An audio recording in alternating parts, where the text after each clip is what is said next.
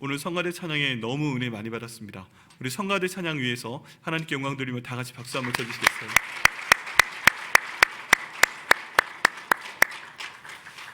나중에 저희가 그 천년왕국 가운데 모여서 천국에 있을 때에는 하나님께 할 게 하나밖에 없어요.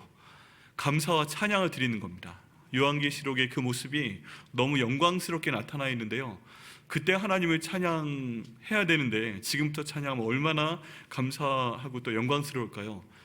그런 생각을 많이 해봅니다. 그래서 저희 찬양을 인도해 주시는 찬양팀, 또 반주해 주시는 저희 반주자님들, 또 악기팀, 한 가지 아쉬운 건 저희 금요 철야 찬양을 드릴 때나 이 드럼이 비어 있다는 거예요. 저렇게 멋있는 드럼이 있는데 어떤 분이 함께 드럼에 대한 은사를 가지신 분이 참여해 주셔서 저희 금요 예배 때나 주일 예배 때나 같이 모든 악기를 동원해서 주님을 찬양할 수 있도록 해주시기를 기도하고 있습니다. 여러분, 저 빈자리 채워 주옵소서. 함께 기도해 주시길 바랍니다. 곧 응답하실 줄 믿습니다. 또 한 가지, 제가 어렸을 때 고등학교 때까지 성가대를 했거든요. 제 파트는 어디일까요? 베이스입니다. 베이스인데요, 왜냐하면 처음에 했던 이유는 베이스는 저음이기 때문에 틀려도 좀 넘어갈 수 있어요, 묻혀가지고.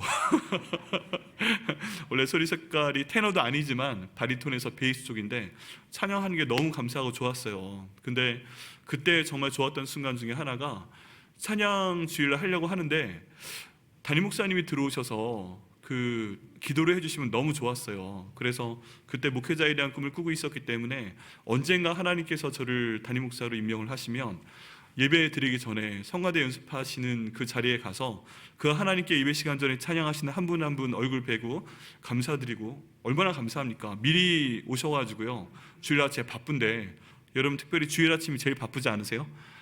바쁘다 보니까 싸움도 제일 많이 나지 않으세요? 늦었잖아 그러면서 그 모든 걸 다른 분들보다 몇 분에서 한 시간을 더 땡겨 오셔서 주일 아침에 찬양 연습해 주시고 또 찬양 드려주시는 분들 얼마나 감사합니까? 그래서 기도하는 게 소원 중에 하나였어요. 그래서 제가 다음 주부터 가서 예배 시간 전에 성가대 찬양 때 그 연습하실 때 기도해도 괜찮으시겠어요? 그래서 성가대에 정말 감사드리고, 그때 그 평소에 마음 표현 못하는데 그때 감사하고 기도하고 같이 했으면 좋겠습니다. 혹시 성가대에 마음 있으신 분들은요, 성가대 마음껏 참석해 주시고, 저희 그 인도해 주시는 신수진 권사님, 또 반주해 주시는 이문주 권사님 위해서 항상 감사하시고 기도하시고 이렇게 해주시면 감사하겠습니다. 오늘 말씀 함께 나누겠는데요, 이삭에 대한 얘기입니다. 이번 주 동안에 하나님께서 은혜 주셔서 그 5번 말씀을 월요일부터 금요일까지 전했고요, 또 영신 예배 말씀 전했고, 지난 주일 말씀 전했고, 일주일을 연속 설교했어요. 수련회 가서 하루에 2번씩 해가지고 5번 보통 설교한 적은 있어도 하루에 한 번씩 일주일을 연속 설교한 적은 처음인 것 같아요. 그래도 하나님께서 말씀을 주셨기 때문에, 또 기도해 주셨기 때문에, 저희 중보기도 팀께서 기도해 주셨기 때문에 주님께서 은혜 주신 줄 믿습니다. 오늘 말씀을 통해서 그 성경 통독 본문에 맞춰서 말씀을 전합니다.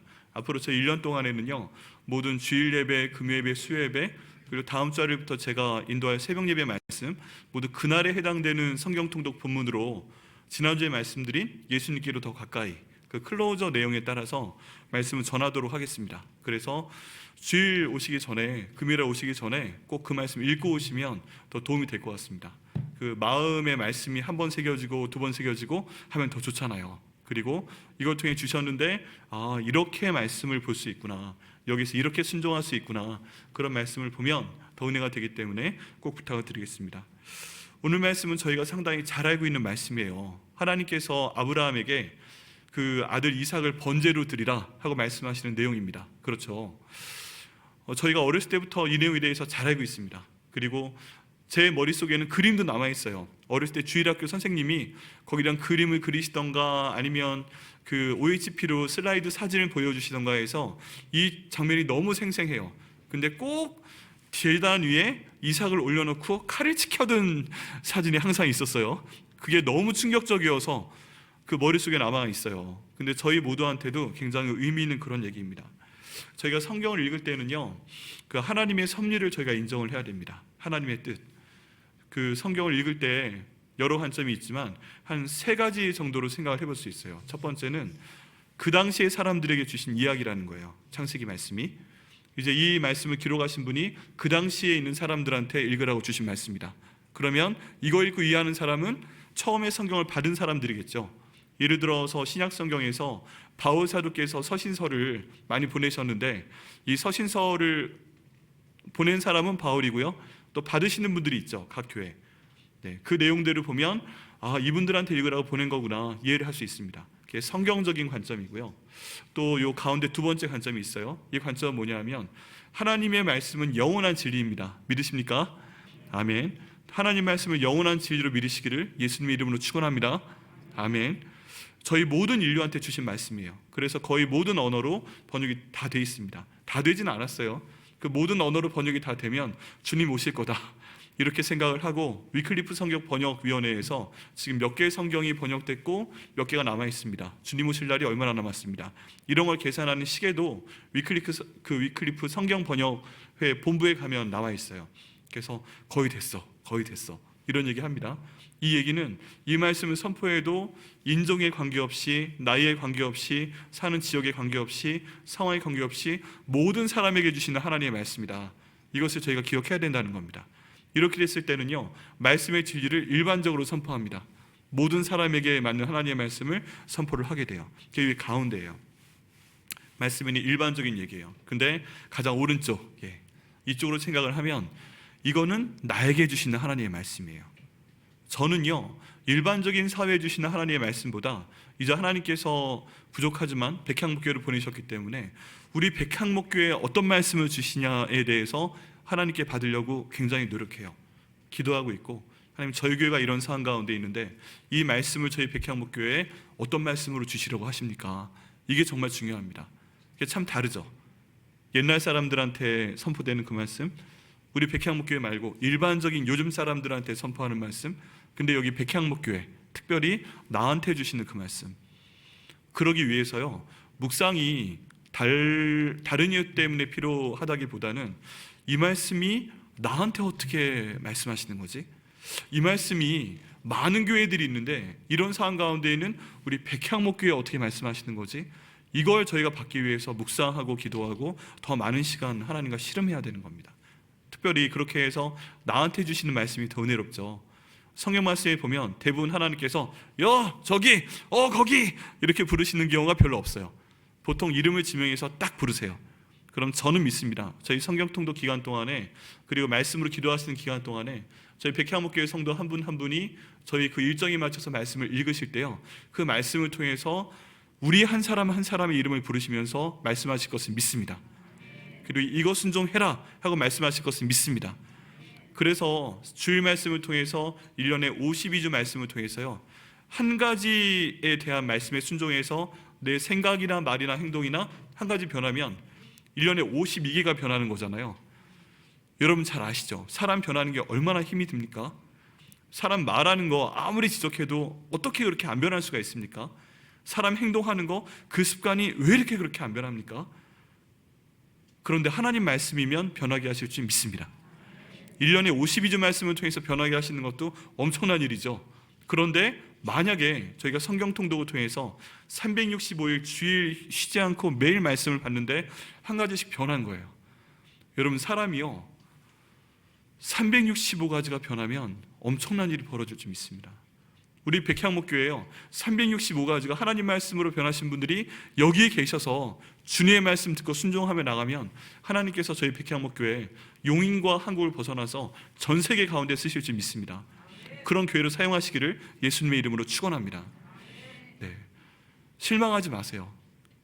남편분들, 아내분들이나 자녀분들한테 이것 좀 하란 말이야 막 말씀하셨는데 변하지 않더니 성경 통독하더니 변하네. 얼굴에 빛이 나면서 어떻게 이럴 수가. 우리 아내분들 실망하지 마세요. 내 남편한테 그렇게 많이 잔소리를 했는데 나도 안다 잔소리 안 좋은 걸, 하지만 어떻게 하냐 내 사명인 걸, 이렇게 하고 잔소리를 하셨는데 안 변하던 그 내 남편과 우리 아이들이 하나님 말씀을 읽더니 말씀으로 변하네. 내 말보다 하나님 말씀을 듣네. 이건 좀 제대로 됐네. 감사하네. 그리고 나와 내 가정과 우리 교회가 변하잖아요.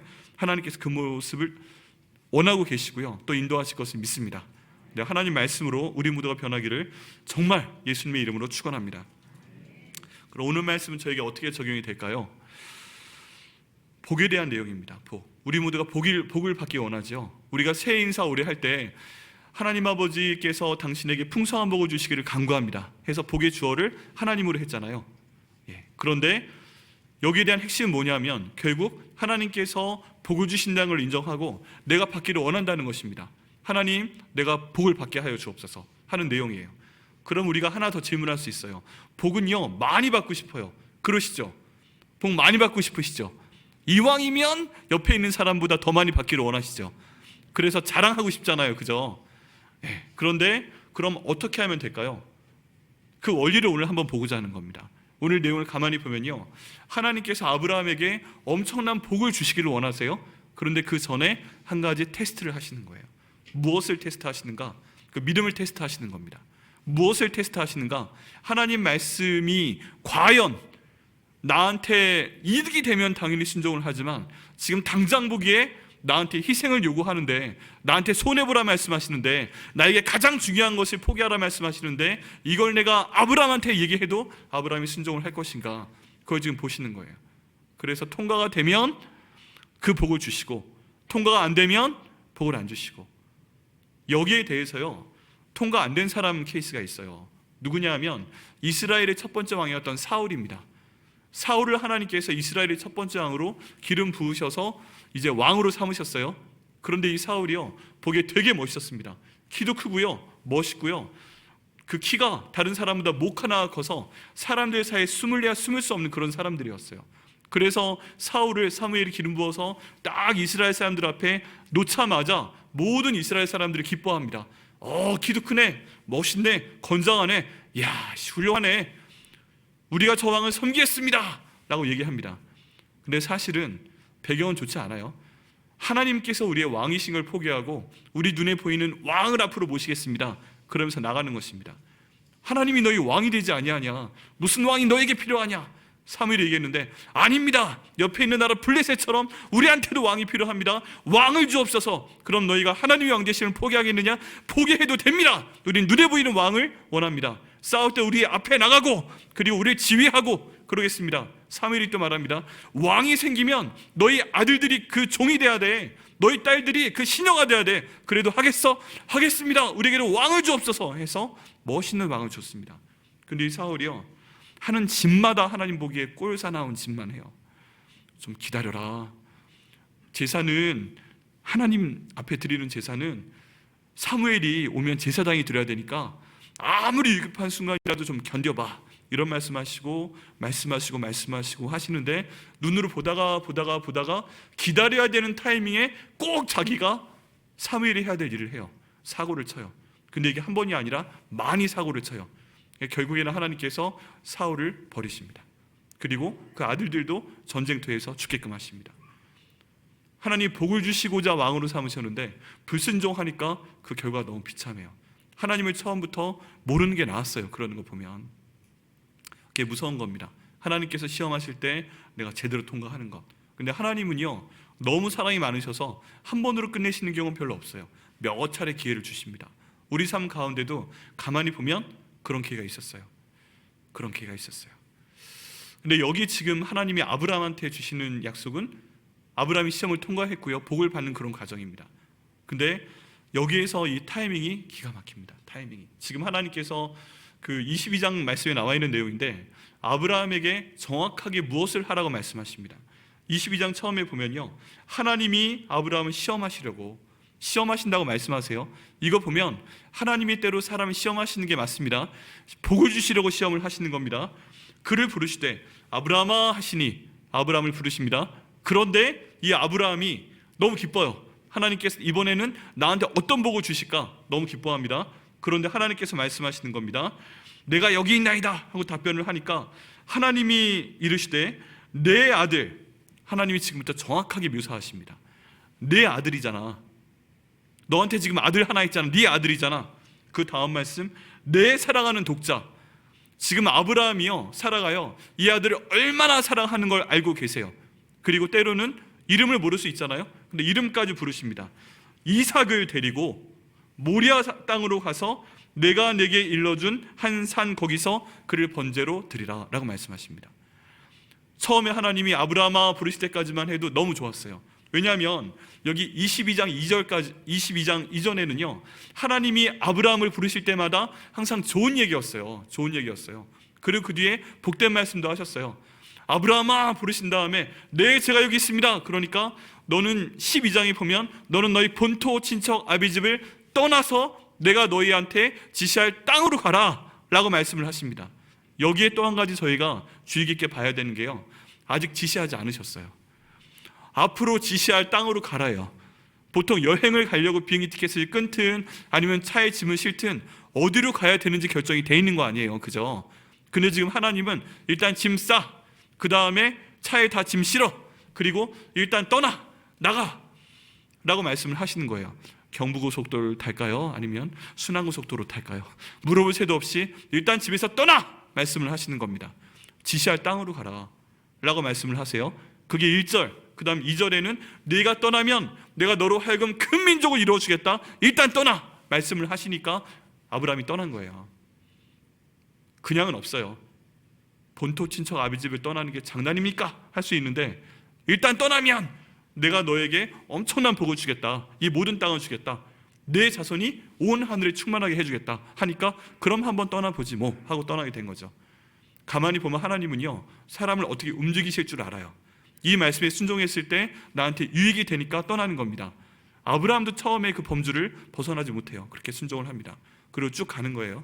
그러면서 이제 이삭을 주세요. 모든 아브라함을 부르는 목소리 가운데는 하나님의 약속이 있고 또 하나님의 사랑이 담겨 있고 내가 너에게 복을 주겠다, 그런 말만 지금까지 들어왔어요.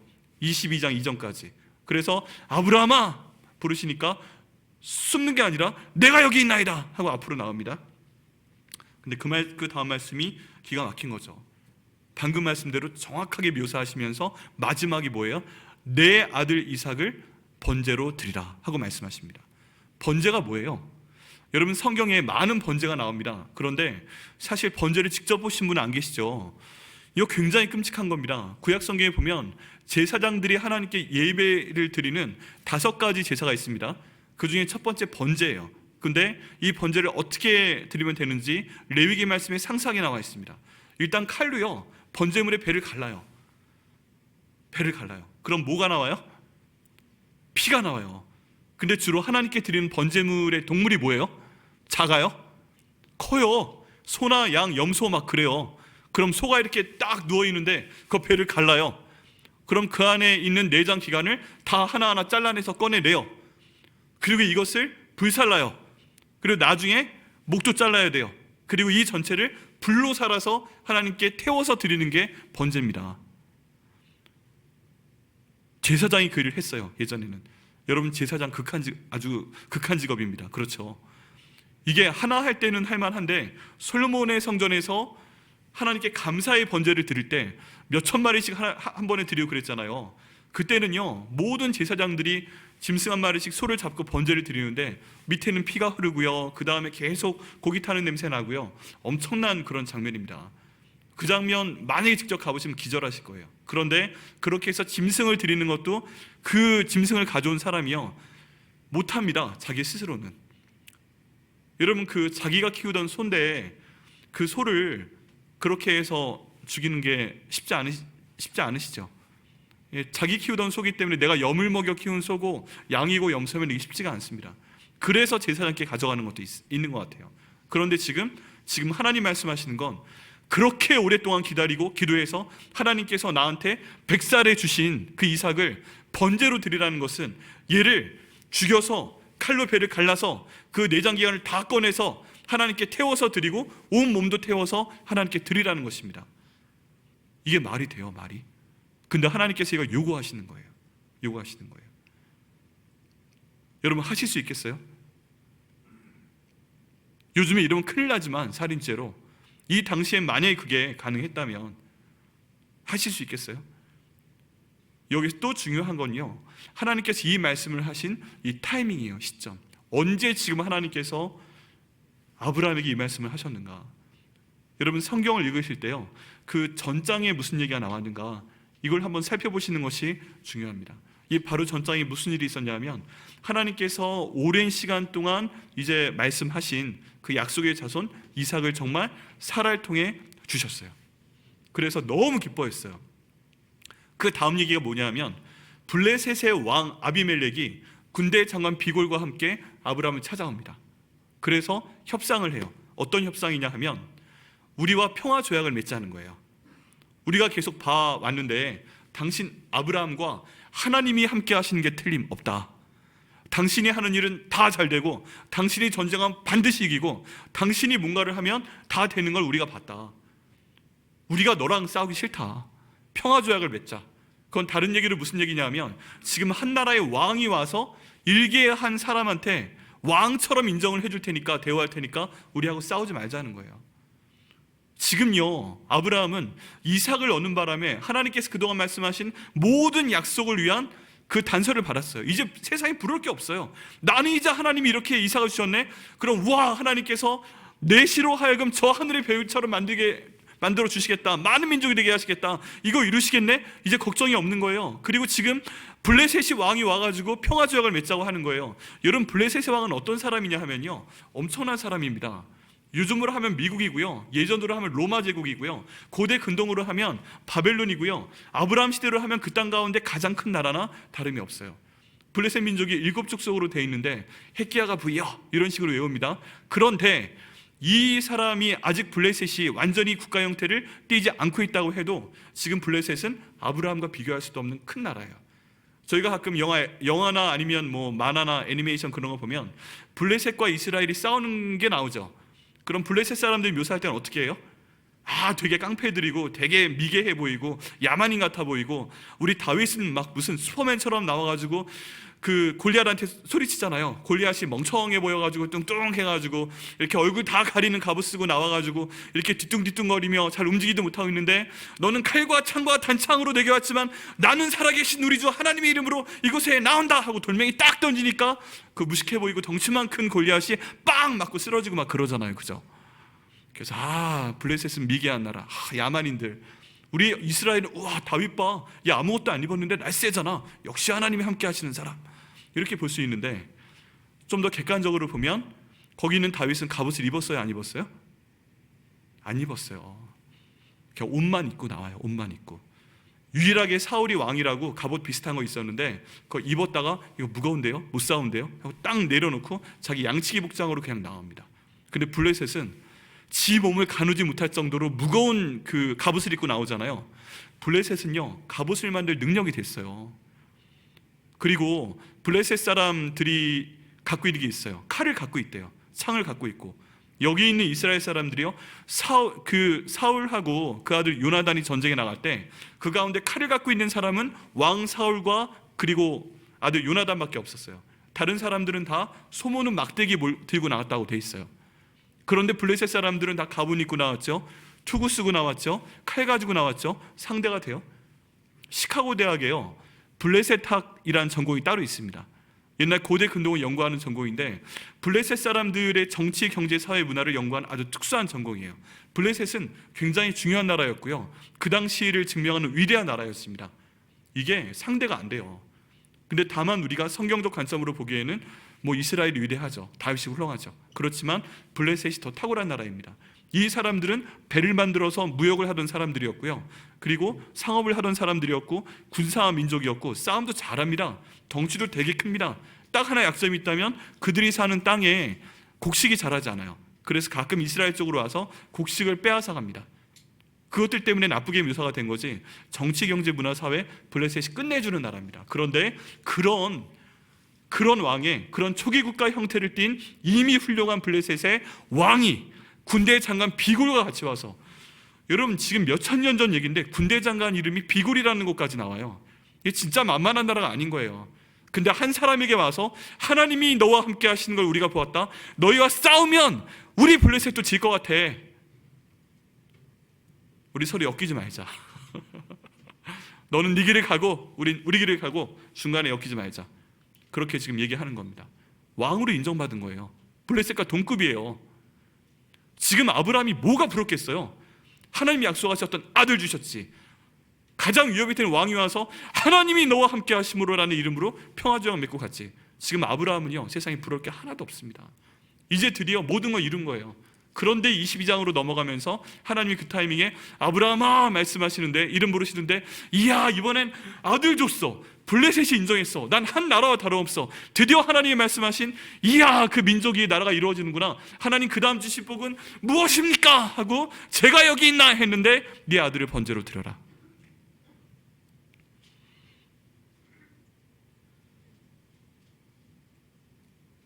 여러분, 어떤 분들이든 인생의 정점이 있잖아요. 우리 인생 정점은 지금 현재가 아닌 줄 믿습니다. 아멘. 네. 더 좋은 때를 주실 걸 항상 믿고 기도해요. 근데 인생의 정점에서 하나님이 이 말씀을 하신 겁니다. 어떻게 해야 될지 모르겠어요. 정점에서 하신 말씀인데 그 말씀이 또 기가 막혀요. 아들을 번제로 드리래요. 아들을. 그럼 그동안 기도해왔던 게 뭐예요? 나에게 자식을 주셔서 이 모든 땅을 물려주게 하여 주옵소서. 그건데 그 아들을 죽이면 물려줄 땅이 있어요? 없어요.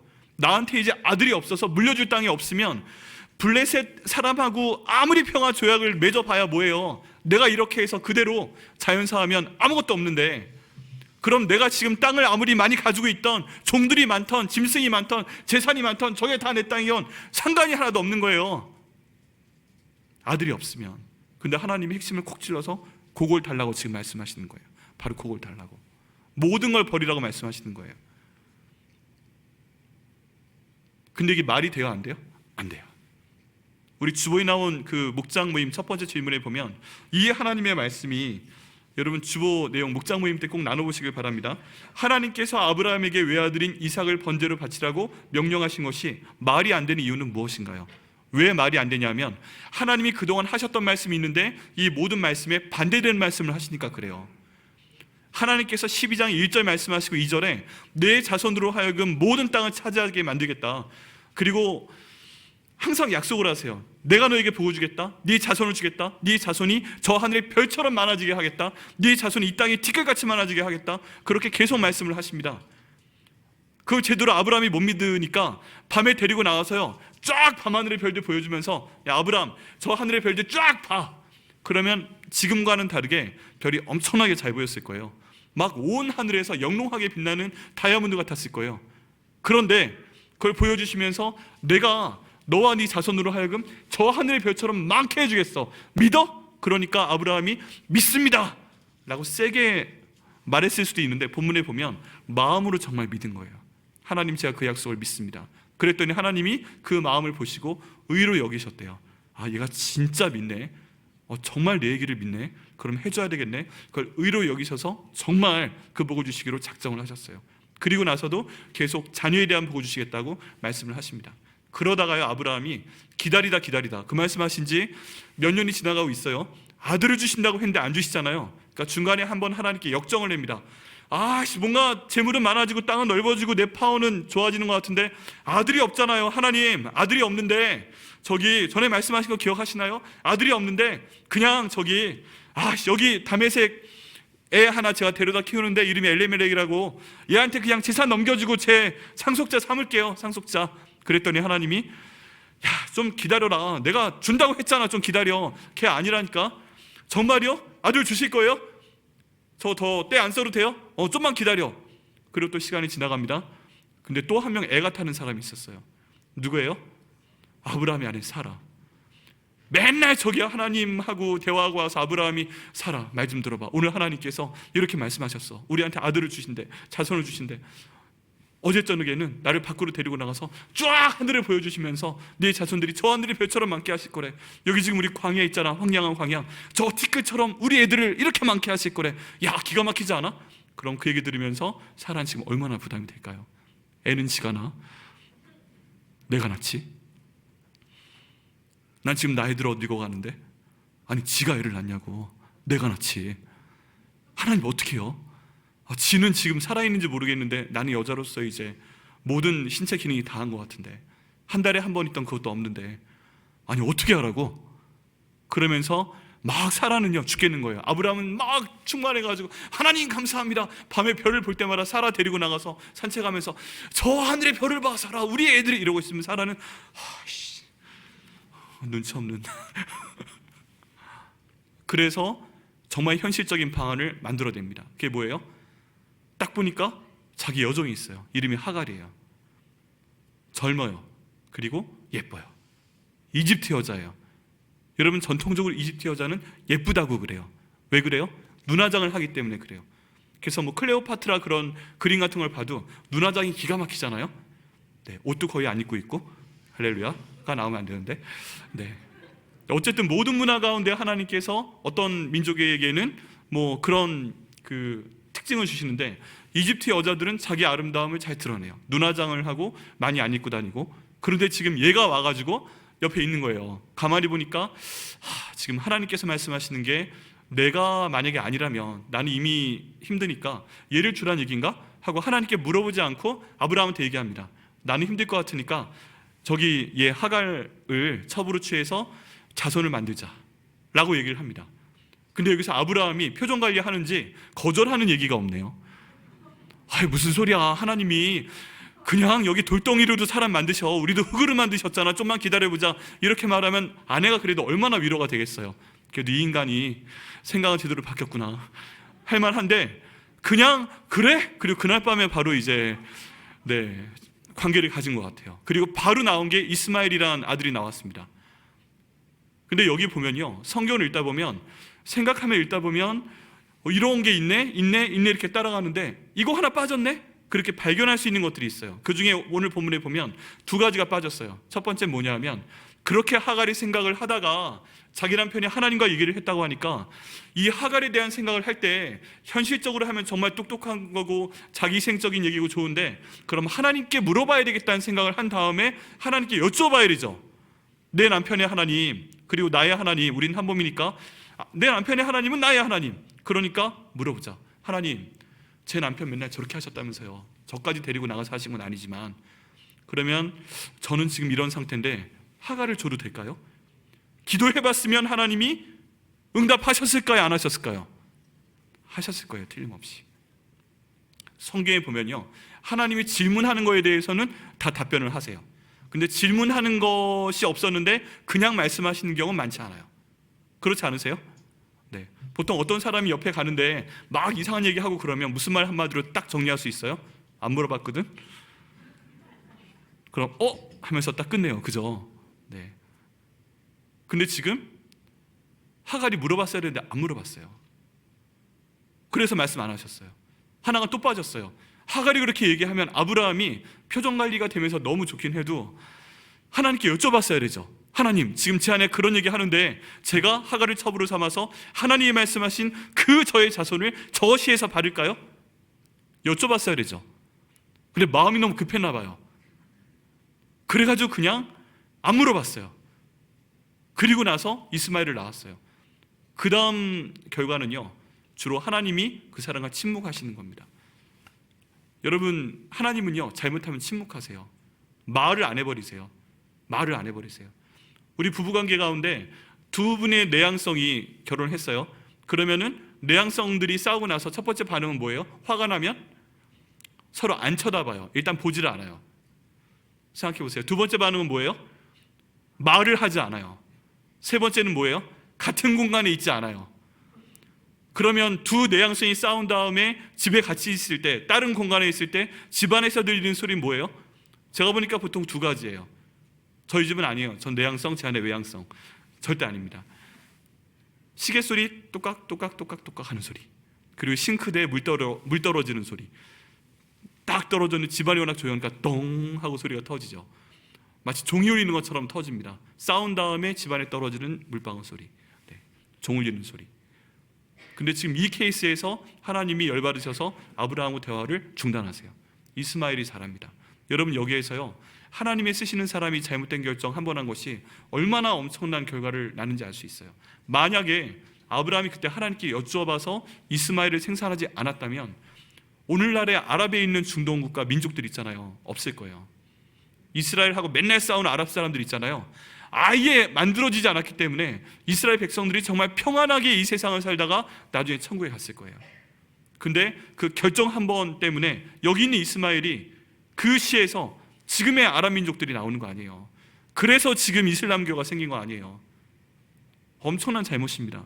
여러분, 하나님이 쓰시는 사람일수록 결정 한번 잘못하면 그 파급 효과가 엄청납니다. 그래서 저희가 해야 될 게 뭐예요? 중요한 결정 내리기 전에 반드시 하나님께 기도한다. 우리 같이 기도할까요? 하나님 아버지, 중요한 결정을 내려야 할 때 반드시 하나님께 기도하게 하옵소서. 응답하여 주옵소서.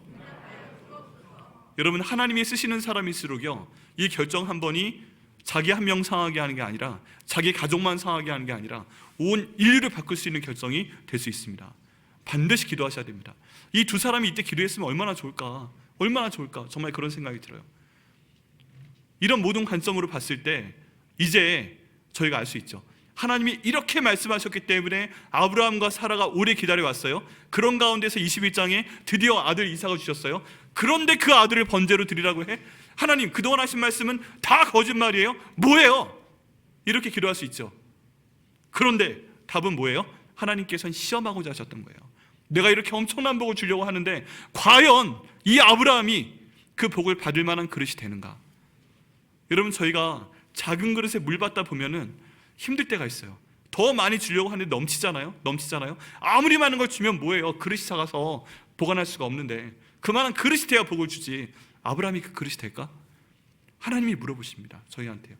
내가 너한테 많은 복을 주길 원하는데 너는 그 그릇이 되냐? 한번 하나님께 여쭤볼까요? 하나님, 제가 그 그릇이 돼요?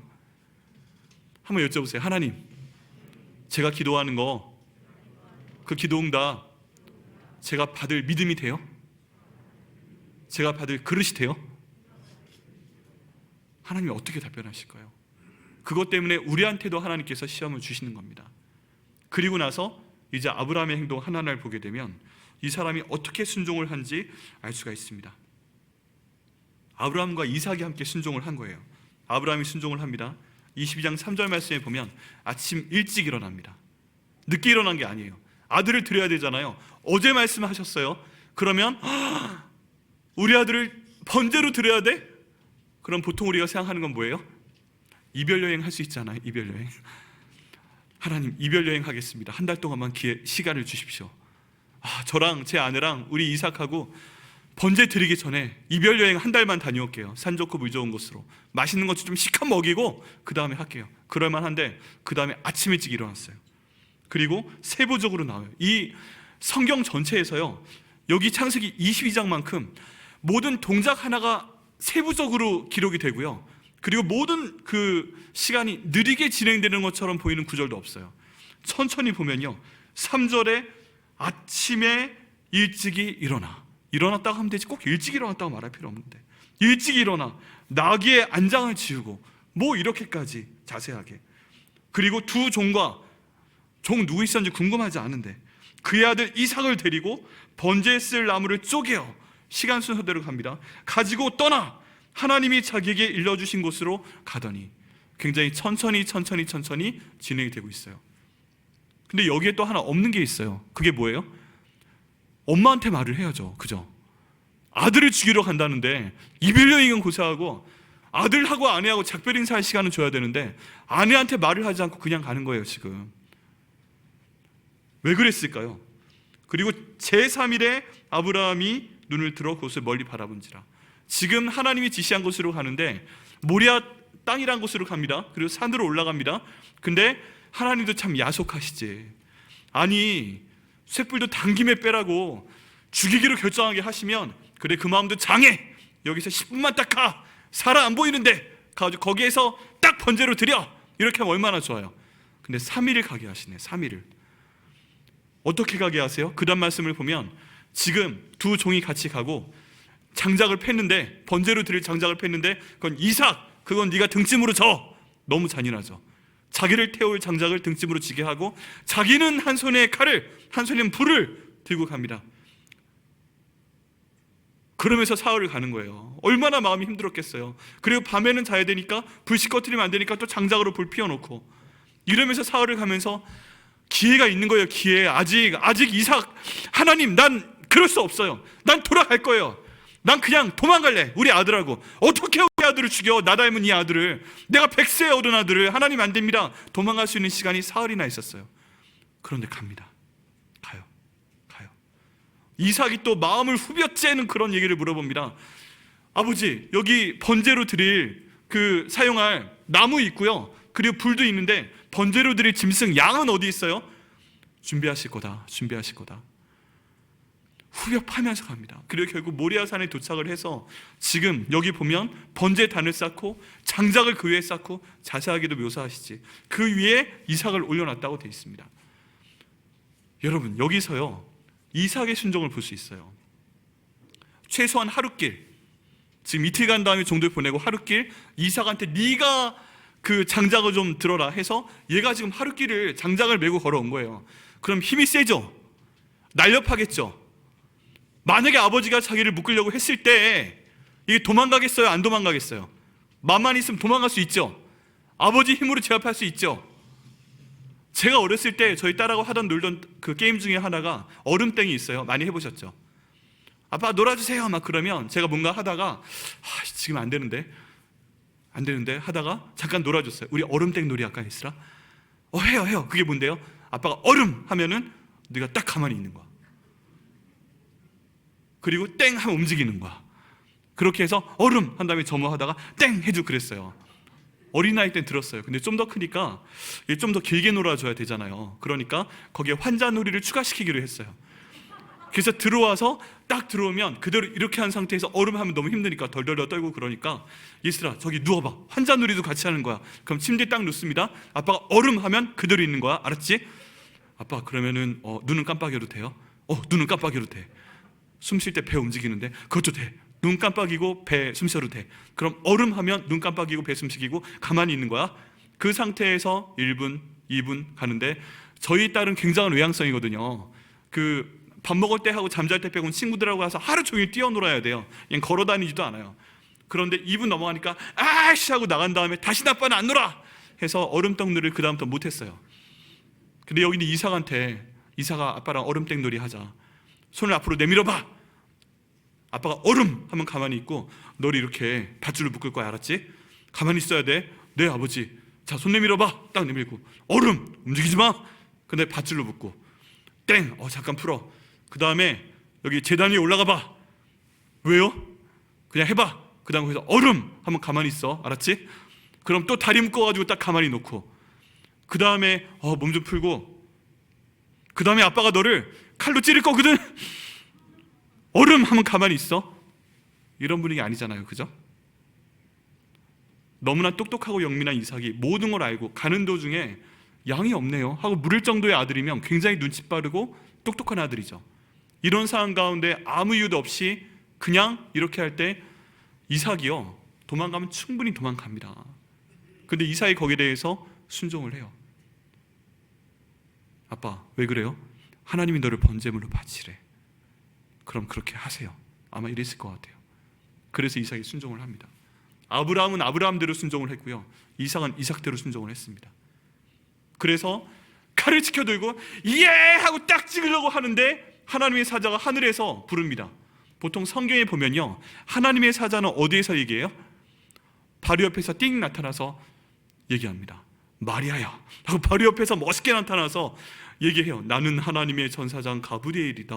이런 식으로 나으 하면서 바로 옆에서 얘기해요. 근데 지금 이건 너무 급해서 도착하기 전에 아브라함아 하고 보여주던데 목소리부터 내려온 거예요. 그 다음에 에이 한 대 딱 잡은 다음에 뭐야 하고 또 딱 찌르려고 하니까 정말 가만히 있어. 내가 내 마음 알았어. 하나님이 아셨대 하고 아직 형체도 없는데 날아오면서 메시지를 2번 전해서 멈추게 한 겁니다. 네가 너 가장 소중한 이삭도 아끼지 아니하였으니까 내가 너한테 그동안 약속했던 거 다 줄게 하고 지금 약속하십니다. 그 다음에 오늘 저희가 읽었던 본문이요 하나님이 말씀하시지 않은 거 하나도 없어요. 그 이전에 다 했어요. 근데 내 믿음을 받기 때문에 내가 순종했기 때문에 그 대가 진짜 줄게 하고 약속을 하시는 겁니다. 여러분 하나님께서 저희한테도 이런 거 요구하실 수 있어요. 정말 큰 건데 이러고 있잖아요. 하나님한테도 공짜는 없어요. 그릇이 돼야 주지. 내가 확인해야지. 그러면 너도 그거 드릴 수 있어야 돼. 하나님을 감동시켜야 돼. 그냥 만족시키는 게 아니라 나를 감동시켜봐. 무엇으로 하겠어? 이렇게 말씀하셨을 때 저희 뭘 할 수 있을까요? 그리고 하나님께서 그들에게 복을 주시고 사냥 한 마리 예비하셔서 이삭 대신 번제로 드리게 하십니다. 여기에 대한 결과로요 아브라함은 정말 그 복을 이삭을 통해 받았고요, 이삭은 이거 한번 순종한 다음에 인생에 어려운 게 하나도 없어요. 하는 일이 다 돼요. 그런 형통의 복을 받는 걸 볼 수 있습니다. 이삭이 고생한 게 없네. 되게 부럽네. 근데 여기에서 우리가 생각할 건 뭐다? 이삭은 자기 목숨을 이미 하나님께 드렸습니다. 여러분, 하나님께서 책임지시도록 내 목숨을 한번 드리면 그 다음 하나님이 책임지시는 거예요. 하나님은요, 자기 사람 진짜 잘 챙기세요. 한번 챙기면 끝장으로 챙기세요. 근데 그 전에 시험을 통과하셔야 됩니다. 그게 여기 있는 순종의 대가예요. 여러분, 기도의 대가로 어떤 걸 받길 원하십니까? 하나님을 온전히 믿으셔야 됩니다. 구약 성경에 안 나와 있는데 히브리서 11장 믿음의 장 말씀 가운데 보면 아브라함이 이때 어떤 믿음을 가지고 이 말씀에 순종했는지가 나옵니다. 그게 뭐냐면요, 하나님께서 모든 걸 만드신 하나님이니까, 말씀으로 모든 걸 만드신 하나님이니까 내가 설령 이삭을 칼로 찍어 죽이고 막 태워서 내 아들이 죄밖에 남지 않았어도 얘를 다시 살려주실 것이다 하고 믿었다고 돼 있어요. 히브리서 11장 말씀에. 그래서 아브라함이 믿었던 건 뭐다? 내가 비록 얘를 태워도 하나님이 다시 한번 그 죄를 가지고 내 아들을 만들어주시고, 나는 내 아들 손을 잡고 집에 돌아와서 내 아내 사레한테 우리 이스라엘 저기 이삭하고 등산 다녀왔어, 일주일 동안 이렇게 말할 수 있을 줄 믿습니다 하나님 하고 이삭을 데려갔던 거예요. 죽이는 게 아니라 살려 들어올 줄 알기 때문에 그날 아침에 떠나는 날 사라한테 인사 안 시키고 그냥 갔던 것입니다. 놀라운 믿음이죠. 그러니까 이별 여행이 필요 없었던 거예요. 그러니까 사라한테 굳이 말할 필요가 없었던 거예요. 아버지와 아들은 가끔 그렇게 나가니까. 그 믿음이 바로 오늘의 아브라함이 저희 가운데 믿음의 조상이 되게 한 이유입니다. 쉽지 않아요. 시험을 통과해야 돼요. 여러분, 순종의 대가, 우리 표현으로 하면 기도의 대가 받기 위해서 하나님께서 이런 걸 요구하실 수 있어요. 나 개인한테, 우리 가정한테, 우리 교회한테. 그럼 어떤 걸 하나님께서 요구하실까요? 너무 기본적인 거 생각할 수 있죠. 나 개인한테 무엇을 말씀하실까? 저는 믿습니다.